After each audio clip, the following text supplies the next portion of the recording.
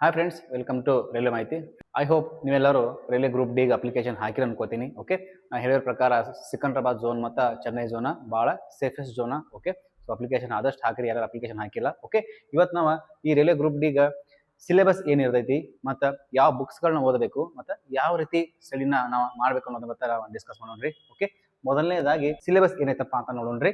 Okay, ಇಲ್ಲಿ total ಆಗಿ 4 ಭಾಗ ಬರ್ತಾವ್ರಿ.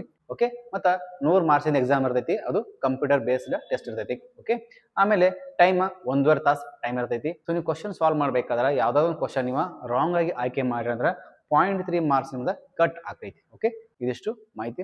ಓಕೆ, ಸೊ ಸೈನ್ಸ್ ಒಳಗೆ ಯಾವ ಬರ್ತೈತಪ್ಪ ಅಂತಂದ್ರೆ ಫಿಸಿಕ್ಸ್, ಕೆಮಿಸ್ಟ್ರಿ, ಬಯಾಲಜಿ ಈ 3 ಟಾಪಿಕ್ ಮೇಲೆ 25 ಮಾರ್ಕ್ಸ್ ಬರ್ತೈತಿ. ಅದೇ ರೀತಿ ಮ್ಯಾಥ್ಸ್ ಮತ್ತು ರೀಸನಿಂಗ್ ಮೇಲೆ 55 ಮಾರ್ಕ್ಸ್ ಇರ್ತೈತಿ. 2 ಸೇರಿ 55 ಮಾರ್ಕ್ಸ್ ಇರ್ತೈತಿ. ಇದ ಭಾಳ ಇಂಪಾರ್ಟೆಂಟ್. ಇಲ್ಲಿ ಮಾರ್ಕ್ಸ್ ನೀವು ಜಾಸ್ತಿ ಗೇನ್ ಮಾಡ್ಬೇಕು. Okay, general awareness and current affairs ಒಳಗ್ರಿ 20 ಮಾರ್ಕ್ಸ್ ಇರ್ತೈತಿ. ಓಕೆ, ಜನರಲ್ ಅವೇರ್ನೆಸ್ ಏನಪ್ಪಾ ಅಂತಂದ್ರೆ ಇತಿಹಾಸ, ಭೂಗೋಳಶಾಸ್ತ್ರ, ಸಂವಿಧಾನ, ಅರ್ಥಶಾಸ್ತ್ರ, ಕ್ರೀಡೆ, ಓಕೆ, ಕಲೆ ಮತ್ತು ವಾಸ್ತುಶಿಲ್ಪ, ಓಕೆ, ಪ್ರಶಸ್ತಿಗಳು, ಸೊ ಇವುಗಳ ಮೇಲೆ ಜಾಸ್ತಿ ಕ್ವಶನ್ ಬರ್ತಾವೆ. ಓಕೆ, ಇವುಗಳ ಮೇಲೆ 20 ಮಾರ್ಕ್ಸ್ ಇರ್ತೈತಿ. ಭಾಳ ಇಂಪಾರ್ಟೆಂಟ್ ಏನಪ್ಪಾ ಅಂತಂದ್ರೆ ಕರೆಂಟ್ ಅಫೇರ್ಸ್ ಮೇಲೆ ಜಾಸ್ತಿ ಕ್ವಶನ್ಗಳು ಬರತ್ತಾವ, especially for group D. So ಹಾಗಾಗಿ ಕರೆಂಟ್ ಅಫೇರ್ಸ್ ಬಗ್ಗೆ ಭಾಳ ಜಾಸ್ತಿ ಕಾನ್ಸಂಟ್ರೇಟ್ ಮಾಡ್ರಿ. ಓಕೆ, ಇದಿಷ್ಟು ಸಿಲೆಬಸ್ ಇರ್ತೈತಿ. ಓಕೆ, ಇನ್ನು ಈ 4 ಭಾಗ ಒಳಗೆ ಯಾವ್ಯಾವ ಚಾಪ್ಟರ್ ಬರ್ತಾವ, ಎಷ್ಟು ಮಾರ್ಕ್ಸಿಂದ ಬರ್ತೈತೆ ಅಂತ ನಿಮ್ಗೆ ಸ್ಕ್ರೀನಲ್ಲಿ ತೋರಿಸ್ತೀನಿ. ಅದನ್ನ ನೀವು ಸ್ಕ್ರೀನ್ ಶಾಟ್ ತಗೋರಿ. ಓಕೆ, ಇನ್ನು ನೆಕ್ಸ್ಟ್ ಪುಸ್ತಕ ಬಗ್ಗೆ ಭಾಳ ಕೇಳ್ತಾರೆ, ಸರ್ ಯಾವ ಬುಕ್ಸ್ ಓದ್ಬೇಕ್ರಿ, ಹೆಂಗೆ ಓದ್ಬೇಕಂತ ಹೇಳಿ. ಓಕೆ, ಇನ್ನು ನೆಕ್ಸ್ಟ್ ಬುಕ್ಸ್ ಬಗ್ಗೆ ಡಿಸ್ಕಸ್ ಮಾಡೋಣ್ರಿ.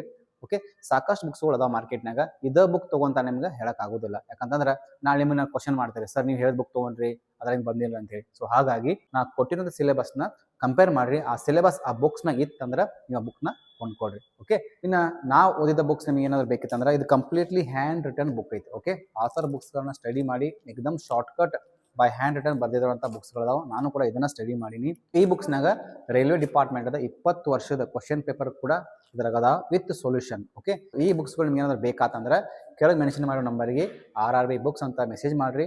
ನಿಮ್ಮ ನಂಬರ್ಗೆ ನಾನು ಈ ಬುಕ್ಸ್ಗಳನ್ನ ಜೆರಾಕ್ಸ್ ಮಾಡಿ ನಿಮ್ಮ ಅಡ್ರೆಸ್ಗೆ ಕಳಿಸ್ತೀನಿ. ಓಕೆ, ಇನ್ನು ಕೊನೆಯದಾಗಿ ಇದಕ್ಕೆ ಯಾವ ರೀತಿ ಸ್ಟಡಿ ಪ್ರಿಪ್ರೇಷನ್ ಮಾಡ್ಬೇಕ್ರಿ. ಓಕೆ, ಮೊದಲನೇದಾಗಿ ಸೈನ್ಸ್, ಇದಕ್ಕೆ ಡೈಲಿ 3 ತಾಸು ಟೈಮ್ ಕೊಟ್ಟ ಓದಲೇಬೇಕು. ಓಕೆ, ಪ್ರತಿದಿನ 3 ತಾಸು ಓದಲೇಬೇಕು. ಓಕೆ, ನನ್ನ ಕಡೆ ಬೆಟರ್ ಆಪ್ಷನ್ ಏನಪ್ಪ ಅಂದ್ರೆ ಅರ್ಲಿ ಮಾರ್ನಿಂಗ್ ಸ್ಟಡಿ ಮಾಡಿದ್ರೆ ಭಾಳ ನೆನಪ ಇರ್ತೈತಿ. ಓಕೆ, ಎರಡನೇದು ಮ್ಯಾಥ್ಸ್ ಆ್ಯಂಡ್ ರೀಸನಿಂಗ್, ಇದಕ್ಕೆ 3 ತಾಸು ಪ್ರತಿದಿನ ಈ 2 ಚಾಪ್ಟರ್ ಮೇಲೆ ನೀವು ಕಡಿಮೆ ಅಂದ್ರೂ 20 ಕ್ವಶನ್ಗಳನ್ನ ಸಾಲ್ವ್ ಮಾಡಲೇಬೇಕು.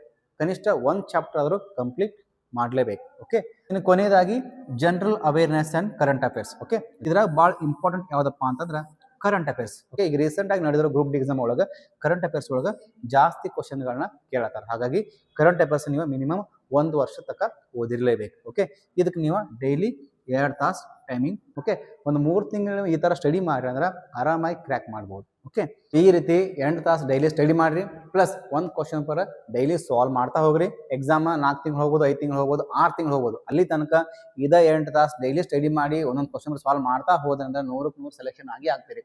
ಇದಿಷ್ಟು ನಾವು ಡಿಸ್ಕಸ್ ಮಾಡೇವ್ರಿ. ಎಕ್ಸಾಮ್ ಸಿಲೆಬಸ್, ಯಾವ ಬುಕ್ಸ್ಗಳನ್ನ ಓದಬೇಕು ಮತ್ತು ಯಾವ ರೀತಿ ಸ್ಟಡಿ ಮಾಡಬೇಕು ಅನ್ನೋದನ್ನ ಇವತ್ತು ನಾವು ಡಿಸ್ಕಸ್ ಮಾಡಿವ್ರಿ. ಆಗಲಿ ನಿಮ್ಗೆ ಏನಾದ್ರು ಮತ್ತೆ ಇದ್ರೊಳಗೆ ಏನಾದರೂ ನಿಮ್ಗೆ ಡೌಟ್ ಇತ್ತಂದ್ರೆ ಕಮೆಂಟ್ ಹಾಕ್ರಿ. Okay, thank you all.